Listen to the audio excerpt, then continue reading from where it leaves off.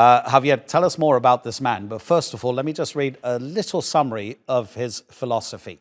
Apparently, he's an anarcho-capitalist. He doesn't believe the state should intervene at all. In other words, he's such an extreme libertarian, he thinks the free market will regulate everything. How do you translate this primary vote into the way people were feeling when they put that tick next to his name? I would say that more than a vote for him was a vote against the system, against the government. You mentioned in your introduction, inflation, 116%, 40% of Argentinians living in poverty.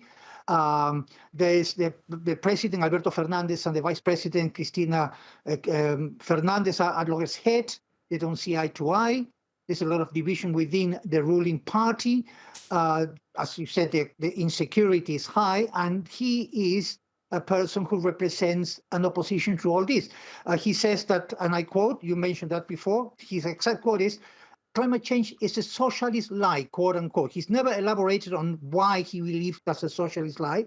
He's changed some of his policies to appeal to more traditional conservative voters, because some of the biggest losers are not only the Peronista alliance, Sergio Massa, the official candidate, but also the conservative, because Mr. Milei has been able to appeal to more conservative, more traditional conservative. He used to be in favor of abortion, for example. Now he's changed his mind about abortion and marriage of people of the same sex. So he's been adapting his policies towards the anger of people in a political system which is in total disarray, where nobody seems to be coming with solutions, and all that happened. We have to understand the context of this. These are primaries. That means that these are elections, so people can decide who's going to be a candidate for a particular political party. What makes these primaries relevant is the fact that every Argentinian can vote regardless of what party they belong to.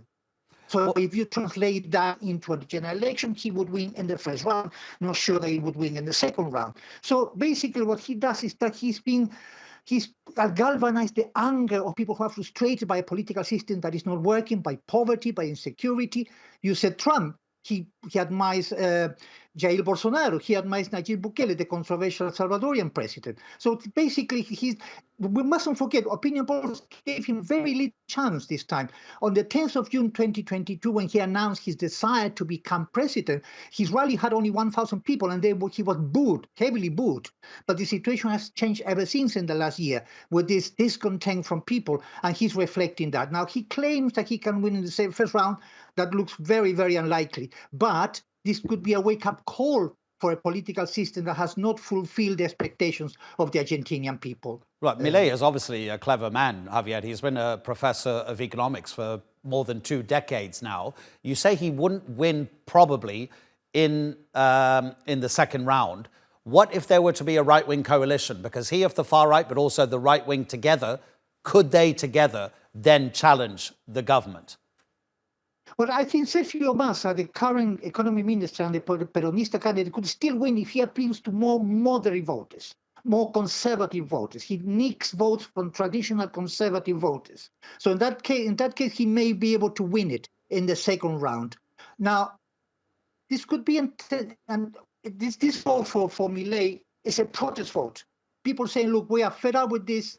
You have to do something about the situation. If the situation improves, if the government of Mr. Fernandez comes up with solutions, or at least starts to come up with some solutions for the economic situation in Argentina, people would go back to the traditional political parties.